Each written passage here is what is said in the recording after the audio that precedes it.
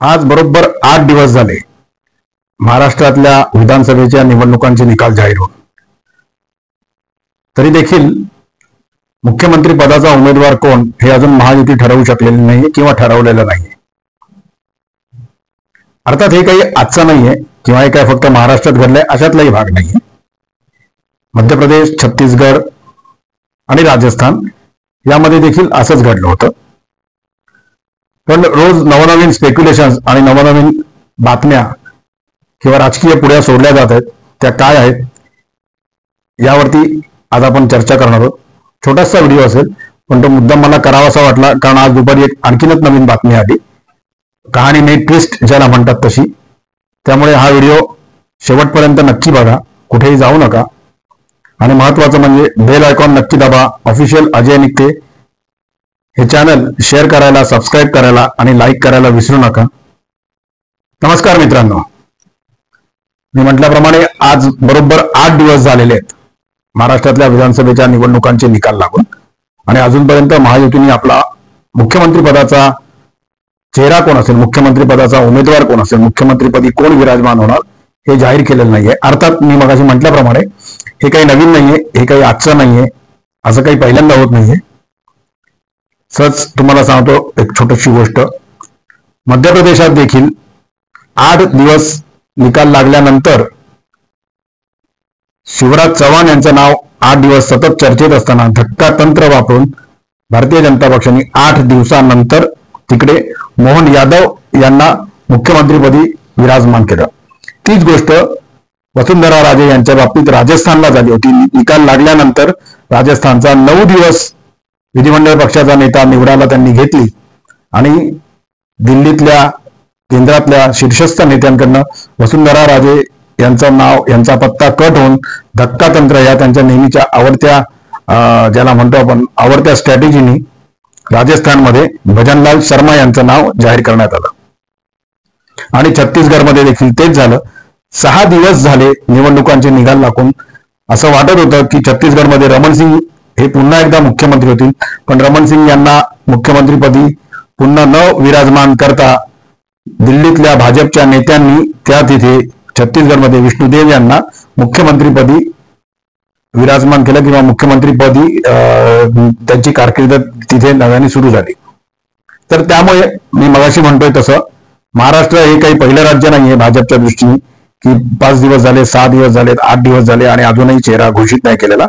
महाराष्ट्रामध्ये देखील येत्या 1, 2, 3, 4 दिवसात होण्याची शक्यता आहे, व्हायला पाहिजे शक्यता आहे म्हणण्यापेक्षा. आणि आत्ताच मगाशीच एक बातमी अशी आलेली आहे की 5 तारखेला आझाद मैदानात मुंबई येथे मुख्यमंत्री पदाचा शपथविधी होईल आणि त्याला पंतप्रधान नरेंद्र मोदी उपस्थित राहणार आहेत. असं ट्विट भाजपचे प्रदेशाध्यक्ष चंद्रशेखर बावनकुळे यांनी केलेलं आहे. याचा अर्थ असा होतो की येत्या 2-3 दिवसांमध्ये विधिमंडळ पक्षाचा गटनेता भाजपचा निवडला जाईल आणि विधिमंडळ पक्षाचा गटनेता निवडला गेल्यानंतर मग आजपर्यंत जे आपल्याला वाटतंय की भाजपचा मुख्यमंत्री होईल, म्हणजे मी असं म्हणण्याचं कारण असं आहे की गेल्या 1.5-2 तासापासून आता एक नवीन राजकीय पुढी अशी सुटलेली आहे, नवीन स्पेक्युलेशन्स अशी निर्माण झालेली आहे की भाजपच्याच काही नेत्यांनी दिल्लीतल्या, ज्यांना मुख्यमंत्री पदासाठी आत्ता महाराष्ट्रात ज्यांचं नाव सर्वात जास्त चर्चिलं जात आहे ते देवेंद्र फडणवीस नकोशे झालेले आहेत. आणि त्यांनी असं सुचवलेलं आहे, जे गेले 8 दिवस वेगवेगळ्या नावांवरती चर्चा करत होते किंवा सुचवत होते, ज्यांनी विनोद तावडे यांचं नाव मराठा चेहरा म्हणून सुचवलं, ज्यांनी मुरलीधर मोहोळ अण्णा यांचं नाव मराठा चेहरा म्हणून सुचवलं, त्यानंतर काही लोकांनी सुधीर मुनगंटीवार यांचं नाव सुचवलं. अशी अनेक स्पेक्युलेशन, अशा अनेक चर्चा ज्या घडवून आणल्या गेल्या मीडियातनं, प्रामुख्याने मेनस्ट्रीम मीडियामधनं. त्या कोण चर्चा घडवून आणतं, हे ज्यांना राजकारण नीट कळतं, ज्यांना राजकारण व्यवस्थित समजतं, ज्यांना राजकारणातली गणित, राजकारणातलं बेरीज वजाबाकी समजते, बातम्या कशा सोडल्या जातात, आपल्याच माणसाचा पत्ता कसा कट केला जातो, त्यांना मी काय बोलतो हे नीट व्यवस्थित कळलं असेल. तर त्याच धर्तीवरती अनुसरून आज असं म्हटलं गेलंय की येणाऱ्या 1-1.5 वर्ष स्थानिक स्वराज्य संस्थांच्या निवडणुका झाल्यानंतरचं 1 वर्ष पुन्हा एकदा मुख्यमंत्री म्हणून एकनाथ शिंदे यांनाच बसवावं आणि असं म्हणतायत की ते भाजपनेच सुचवलंय, भाजपच्या काही नेत्यांनी. अर्थात ही स्पेक्युलेशन्स आहेत, या जाणून बुजून सोडलेल्या बातम्या असू शकतात. काय होईल काय होणार नाही हे आपल्याला 2-3 दिवसात कळेलच. पण असं त्यांनी सुचवलेलं आहे की मराठा मोर्चा आंदोलन, ओबीसीचं पोलरायझेशन, लाडकी बहीण योजना यामध्ये मुख्यमंत्री म्हणून एकनाथ शिंदे यांनी जी कामगिरी बजावली, त्यांचा चेहरा दाखवून आणि त्या पद्धतीने त्यांनी जे हाताळलं, अर्थात देवेंद्र फडणवीस यांची स्ट्रॅटेजी आणि RSS संघटन जे पूर्ण ताकदीने महायुतीच्या मागे उभं राहिलं, त्याचं श्रेय कोणीही हिरावून घेऊ शकत नाही. विरोधक तर अजिबात घेऊ शकत नाहीत, पण महायुतीतल्या कुठल्याही नेत्यांनी ते हिरावून घेण्याचा प्रयत्नही करू नये. पण तरी देखील असं म्हटलं जात आहे की एकनाथ शिंदे यांना पुन्हा एकदा मुख्यमंत्रीपदी बसवावं, असं सूचना किंवा असं एक थिअरी भाजपच्याच काही दिल्लीतल्या नेत्यांनी मांडलेली आहे. पण अर्थात त्याला मला वाटत नाही की मोदी साहेब याला कितपत भीक घालतील. ते जे काय होईल ते आपल्याला कळणारच आहे.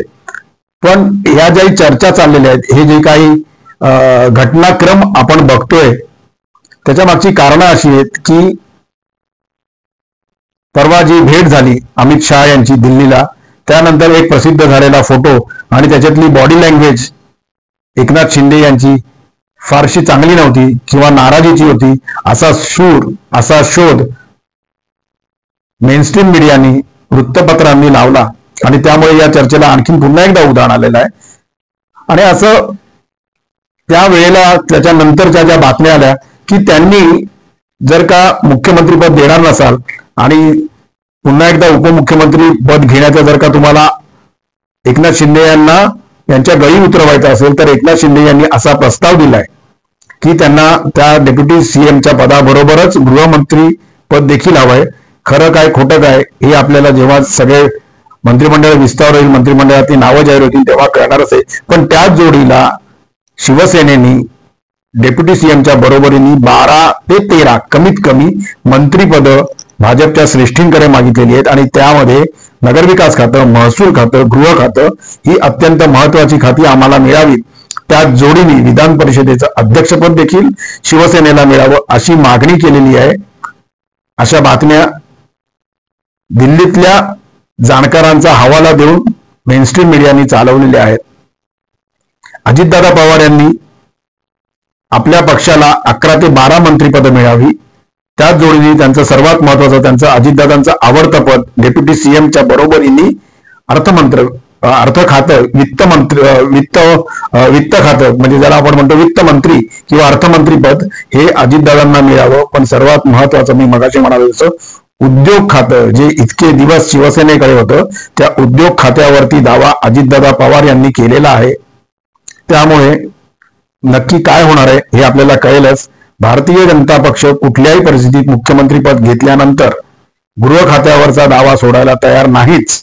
शिवाय त्याच जोडीला सार्वजनिक बांधकाम खातं हे मागच्या टर्म मध्ये जे विभागून दिलं गेलं होतं उपक्रम वगळता, तर ते तसं न करता पूर्ण एकसंध सार्वजनिक बांधकाम खातं PWD MSRDCच्या बरोबरीने हे भाजपने मागितलेले आहे. भाजप ते देखील त्याच्यावरचा दावा देखील सोडायला तयार नाहीये.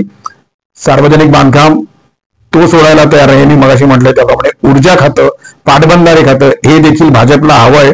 त्यामुळे नक्की काय होणार आहे हे आपल्याला येत्या 2-3 दिवसांमध्ये कळेल. भाजप धक्कातंत्र अवलंबणार, मध्य प्रदेशात, राजस्थानला आणि छत्तीसगडला केलं तसंच करणार, अशा चर्चा निवडणुकांचा निकाल लागलेल्या दिवसापासून सुरू झालेल्या आहेत. त्यामुळे महाराष्ट्रात देखील धक्कातंत्र अवलंबलं जाईल असा होरा किंवा असा अंदाज अनेकांनी बांधलेला आहे. राजकीय पक्षांनी बांधलाय, विश्लेषकांनी बांधलाय, विरोधी पक्षांनी बांधलाय, समर्थकांनी, कार्यकर्त्यांनी, पदाधिकाऱ्यांनी देखील बांधलाय. पण धक्कातंत्र अवलंबलं जाईल अशी चर्चा होत असताना धक्कातंत्र न अवलंबता अनेकांच्या मनात जो चेहरा आहे, जे नाव आहे, तेच नाव घोषित करण्याचं नवीन धक्कातंत्र भारतीय जनता पक्षाचे श्रेष्ठी दिल्लीत बसणारे, श्रेष्ठी म्हणण्यापेक्षा पंतप्रधान नरेंद्र मोदी, आणखी केंद्रीय मंत्री, केंद्रीय गृहमंत्री अमित शहा, श्रेष्ठी कोणी कितीही असतील अर्थात दिल्लीमध्ये, पण खरे श्रेष्ठी, निर्णय घेणारे श्रेष्ठी हे दोनच आहेत. हे तुम्हाला आम्हाला व्यवस्थित माहिती आहे. त्यामुळे ते दोघे जण काय करतात, काय निर्णय घेतात हे येणाऱ्या 2-4 दिवसात आपल्याला कळणारच आहे. धक्कातंत्र न अवलंबण्याचंच धक्कातंत्र ते अवलंबतायत का हे आपल्याला 2-3 दिवसात कळेल. भरपूर चित्र त्यानंतर स्पष्ट होईल. स्थानिक स्वराज्य संस्थांच्या निवडणुकांचा स्ट्रॅटेजी, स्थानिक स्वराज्य संस्थांच्या निवडणुकांचा प्लॅन प्रामुख्याने मुंबई महानगरपालिकेकरता येणारा मुख्यमंत्री, मग तो कुठल्याही पक्षाचा असो, तो स्वतःच्या मित्रपक्षांना घेऊन कसा आखतो ते बघणं अत्यंत रंजक ठरणार आहे. त्यामुळे आपण या 2-3 दिवसांची वाट बघूया. खरोखर जे काही आता बातमी आलेली आहे की 5 तारखेला आझाद मैदानावरती मुख्यमंत्री पदाचा शपथविधी सोहळा पार पडेल, तो खरा झालाच, तो खरा होईल असं वाटतंय. तर त्याच्यानंतर आपण पुन्हा एकदा स्थानिक स्वराज्य संस्था आणि महायुती या विषयावरती देखील बोलूया. आजचा व्हिडिओ कसा वाटला ते मला व्हॉट्सअपच्या माध्यमातून, कमेंटच्या माध्यमातून नक्की कळवा. हा व्हिडिओ मी जाणून बुजून मुद्दामून केला मगाशी आलेल्या बातम्यांसाठी की एकनाथ शिंदे यांचा चेहरा पुन्हा एकदा मुख्यमंत्रीपदी म्हणून येऊ शकतो असं केंद्रामध्ये चर्चा चालू आहे. तर ती कितपत खरी होते ते आपण बघूया.